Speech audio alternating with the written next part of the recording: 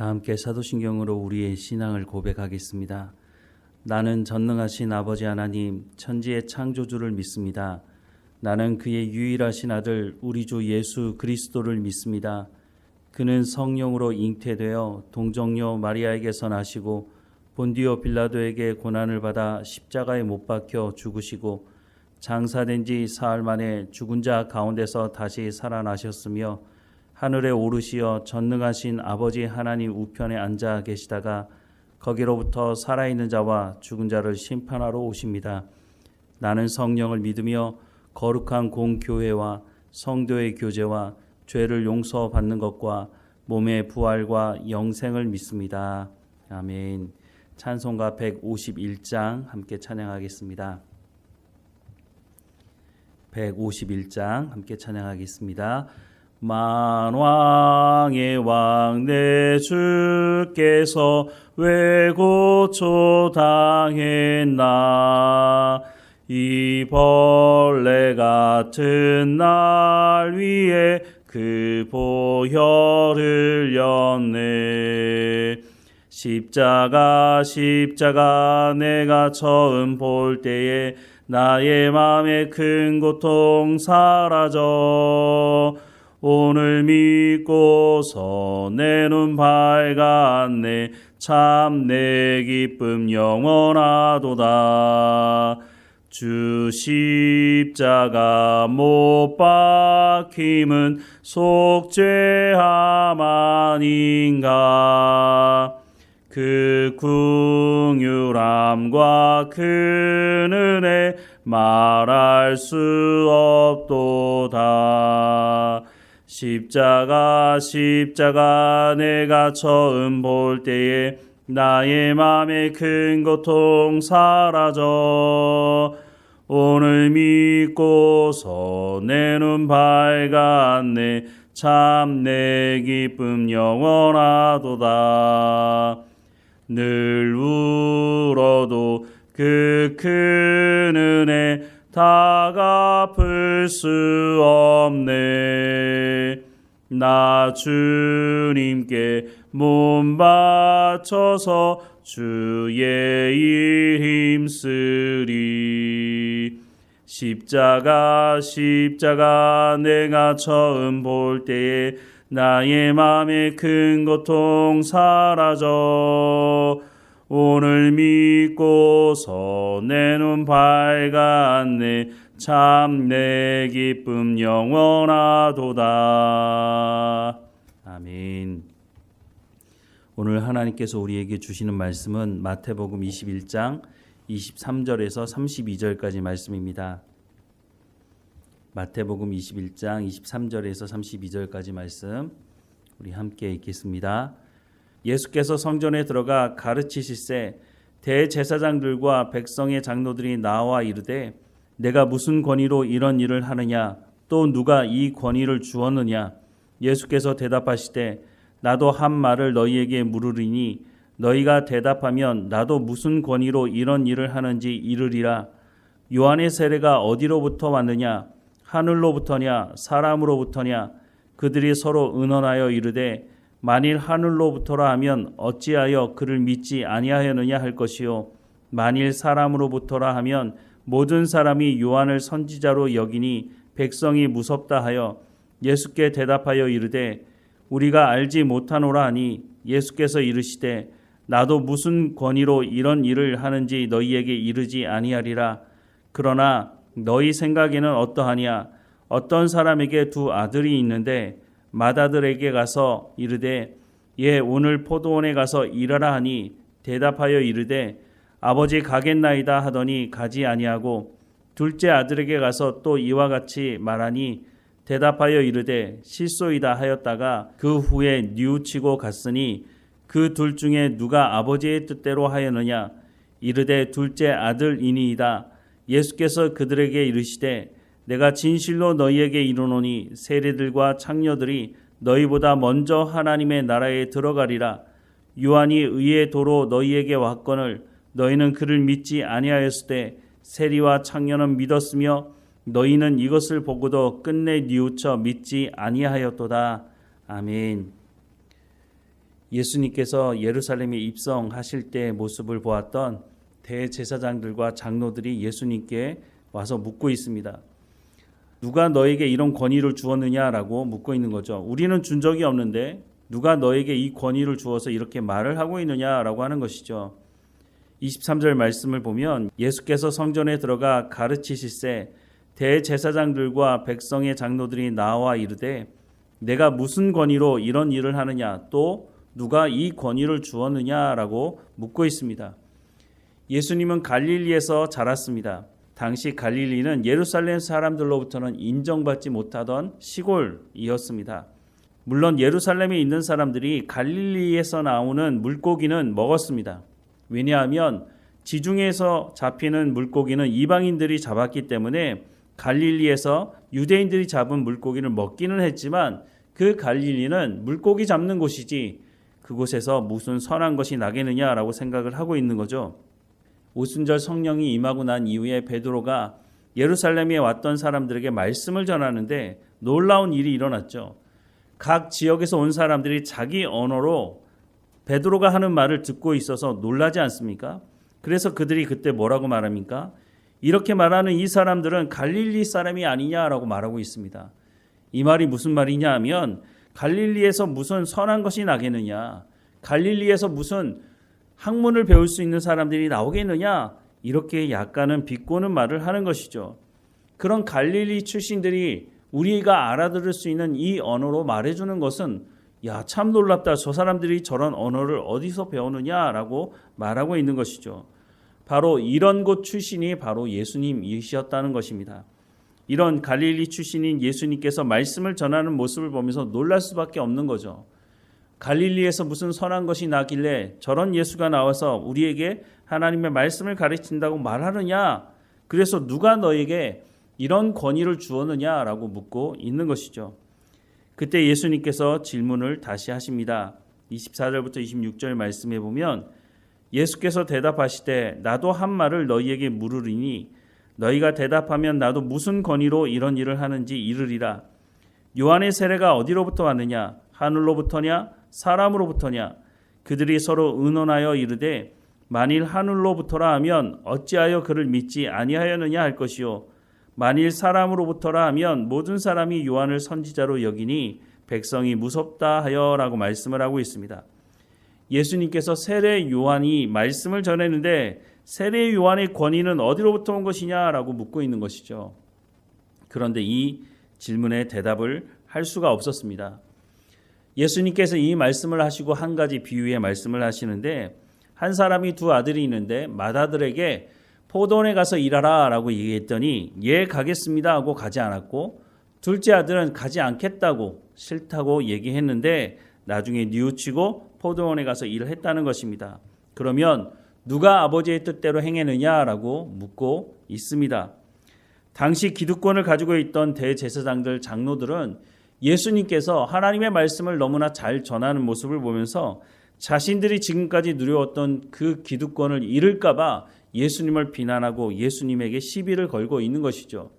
이전에도 그랬지만 이제는 예루살렘에 오신 예수님을 향해서 직접 이 질문을 하고 예수님의 권위를 우습게 여기도록 만들려고 한 것이죠. 어디서 함부로 우리가 허락지도 않았는데 하나님의 말씀을 전하느냐고 우리의 권위에 도전하느냐고 그렇게 묻고 있는 것이죠. 그런데 예수님은 이들에게 진정한 권위가 무엇이냐? 진정한 권위는 하나님의 말씀을 듣고 순종함으로 오는 것이다 라고 말을 해주고 있는 것입니다. 민수기 16장 1절에서 3절 말씀해 보면 레위의 증손 고핫의 자손 이스할의 아들 고라와 르우벤 자손 엘리압의 아들 다단과 아비람과 벨렛의 아들 온이 당을 짓고 이스라엘 자손 총회에서 택함을 받은 자 곧 회중 가운데서 이름 있는 지휘관 250명과 함께 일어나서 모세를 거스르니라. 그들이 모여서 모세와 아론을 거슬러 그들에게 이르되 너희가 분수에 지나도다. 회중이 다 각각 거룩하고 여호와께서도 그들 중에 계시거늘 너희가 어찌하여 여호와의 총회에 스스로 높이느냐라고 하면서 모세와 아론의 권위에 대해서 도전하고 있습니다. 이들이 이 하는 말은 바로 대제사장들과 장로들이 예수님께 했던 그 질문과 똑같은 것입니다. 누가 이 권위를 너희에게 주었느냐? 하나님 앞에서 다 동일한 것 아니냐? 그런데 너희가 왜 총회의 높은 자리에 앉아서 우리에게 지시하느냐? 우리가 그 말을 듣지 못하겠다라고 말을 하는 거죠. 그런데 이 권위 누가 준 것입니까? 아론과 모세에게 준 이 권위 하나님께서 주신 권위가 아닙니까? 하나님께서 세워주신 것입니다. 그런데 이 권위에 대해서 도전한다? 그것은 바로 모세와 아론에 대한 도전이 아니라 하나님에 대한 도전이라고 하는 것을 이 사람들은 알지 못했다는 것이죠. 그래서 결국 어떻게 됐습니까? 민수기 16장 31절에서 35절 말씀에 보면 그가 이 모든 말을 마치자마자 그들이 섰던 땅바닥이 갈라지니라. 땅이 그 입을 열어 그들과 그들의 집과 고라에게 속한 모든 사람과 그들의 재물을 삼키매 그들과 그의 모든 재물이 산채로 수월에 빠지며 땅이 그 위에 덮이니 그들이 회중 가운데서 망하니라. 그 주위에 있는 온 이스라엘이 그들의 부르짖음을 듣고 도망하여 이르되 땅이 우리도 삼킬까 두렵다 하였고 여호와께로부터 불이 나와서 분향하는 250명을 불살랐더라 라고 말씀을 하고 있습니다. 하나님의 말씀에 순종하지 않고 회칠한 무덤과 같이 겉과 속이 다른 대제사장들과 장로들이 말하는 권위는 아침 안개와 같이 사라지는 것이라고 말씀하고 있는 것입니다. 세상에서는 대단한 권위를 누리면서 사람들을 지배하는 것처럼 보이지만 하나님께서 인정하지 않은 권위는 얼마 가지 않아서 다 사라지고 결국은 하나님의 심판을 받게 된다는 것입니다. 마태복음 7장 21절 말씀에 보면 나더러 주여 주여 하는 자마다 다 천국에 들어갈 것이 아니요 다만 하늘에 계신 내 아버지의 뜻대로 행하는 자라야 들어가리라 라고 말씀을 하고 있습니다. 주의 이름을 부른다고 해서 천국에 들어갈 것이 아니라고 말씀합니다. 그런데 사도행전 말씀을 보면 주님의 이름을 부르는 자는 구원을 얻는다고 분명히 말씀하고 있지 않습니까?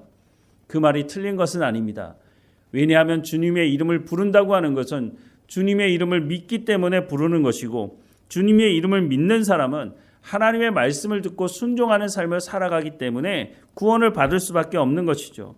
그러나 주의 이름을 부르지만 구원받지 못하는 사람이 있다고 하는 것은 겉과 속이 다른 사람이라고 하는 것입니다. 입으로는 주의 이름을 부르지만 삶으로는 그럴 마음이 없는 것이죠. 당장 내 눈앞에 있는 문제를 해결받기 위해서 내 이익을 위해서 주님의 이름을 부르기는 하지만 그 문제가 해결되고 난 이후에는 전혀 하나님의 말씀과 관계없는 삶을 살아가는 사람을 말하는 것입니다. 예수님은 하나님의 말씀을 듣고 순종하는 것, 그것이 바로 하나님으로부터 권위를 인정받는 것이라고 하는 것을 보여주는 것이라고 말씀해주고 있습니다. 예수님께서 겟세마네 동산에서 가능하다면 이 잔을 내게서 옮겨달라고 하지만 나의 원대로 하지 마시고 아버지의 뜻대로 하십시오라고 기도하고 계시지 않습니까? 예수님은 우리를 위해서 구원의 길을 여는 그 십자가의 길을 가셨다고 말씀을 하고 있습니다. 빌립보서 2장 6절부터 11절 말씀에 보면 그는 근본 하나님의 본체시나 하나님과 동등됨을 취할 것으로 여기지 아니하시고 오히려 자기를 비워 종의 형체를 가지사 사람들과 같이 되셨고 사람의 모양으로 나타나사 자기를 낮추시고 죽기까지 복종하셨으니 곧 십자가의 죽으심이라.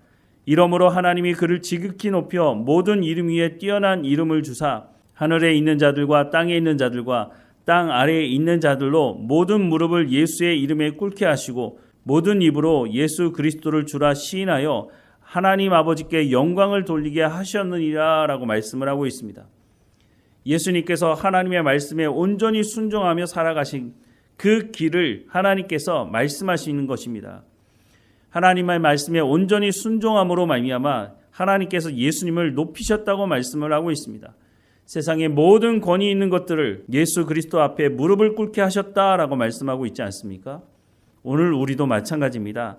내가 잘나서 내가 뛰어나서 내가 권위를 가진 것이 아니라 우리가 하나님의 말씀에 순종함으로 말미암아 하나님께서 우리 가운데 권위를 주시는 것이라고 말씀을 하고 있는 것이죠. 내가 내 스스로를 높이는 것이 아니라 우리가 하나님 말씀에 순종하며 살아갈 때 하나님께서 우리를 높이실 것을 말씀하고 있는 것입니다. 우리는 겸손하게 더 낮은 자리로 나가야 할 것입니다. 그러면서 우리 가운데 맡겨진 모든 일에 충성을 다하며 살아가야 할 것입니다. 이런 일들을 통해서 하나님께서 우리를 높이실 것을 말씀해주고 있다고 하는 것입니다. 사람들로부터 권위를 인정받으려고 노력하지 마십시오. 하나님의 말씀에 순종함으로 우리가 하나님으로부터 권위를 인정받게 된다면 사람들도 우리에게 권위가 있음을 인정하게 될 것입니다. 하지만 그 권위는 우리로부터 나오는 것이 아니라 하나님으로부터 위임받은 것이고 하나님의 것이니 우리가 그 권위를 가지고 있다고 해서 교만할 필요가 없다고 하는 것입니다. 하나님 앞에 받은 이 권위를 가지고 생명을 살리는 삶을 살아가야 할 것입니다. 우리가 주님 앞에 끼어서 오늘도 하나님 말씀을 듣기를 사모하며 하나님의 말씀에 순종하는 우리의 삶을 통해서 세상 사람들이 우리의 삶을 통해 하나님 아버지의 영광을 볼 수 있도록 하나님 앞에 기도하며 끼어서 주님과 동행하는 우리의 삶이 되기를 주님의 이름으로 축원합니다. 기도하겠습니다. 사랑하는 하나님, 우리 가운데 말씀하시는 그 말씀의 귀를 열고 듣게 하시고 하나님 말씀에 온전히 순종하는 삶을 통해서 우리에게 있는 이 권위가 하나님으로부터 위임받은 권위라고 하는 것을 우리도 알며 세상 사람들도 알 수 있도록 우리가 하나님 말씀에 온전히 순종하는 삶을 살아갈 수 있도록 은혜를 베풀어 주옵소서. 하나님의 말씀을 전하는 그 현장 가운데 세상 사람들이 도전하고 또한 하나님의 말씀을 전하는 것을 방해하는 현장이기도 합니다. 그럴 때 우리가 더욱 깨어 있어서 하나님의 약속의 말씀을 온전히 믿고 살아가게 하시고 우리를 통해서 하나님의 영광이 드러나는 삶이 될 수 있도록 인도해 주옵소서. 오늘 우리가 살아가는 삶의 현장에서 성령의 충만함을 통해 성령의 열매가 맺어가는 삶이 될 수 있도록 인도해 주옵소서. 우리 삶의 모든 고민과 걱정과 문제를 하나님 앞에 내려놓습니다. 하나님의 말씀에 순종함을 통해서 이 모든 문제가 해결되어지게 하시고 또한 하나님의 약속의 말씀을 온전히 믿음으로 말미암아 하나님 주시는 평안함을 누리며 살아가는 우리의 삶의 현장이 될 수 있도록 인도해 주옵소서. 오늘도 우리와 함께 하시는 하나님께 감사드리고 예수님의 이름으로 기도드립니다. 아멘. 하늘에 계신 우리 아버지, 아버지의 이름을 거룩하게 하시며 아버지의 나라가 오게 하시며 아버지의 뜻이 하늘에서와 같이 땅에서도 이루어지게 하소서. 오늘 우리에게 일용할 양식을 주시고 우리가 우리에게 잘못한 사람을 용서하여 준 것 같이 우리 죄를 용서하여 주시고 우리를 시험에 빠지지 않게 하시고 악에서 구하소서. 나라와 권능과 영광이 영원히 아버지의 것입니다. 아멘.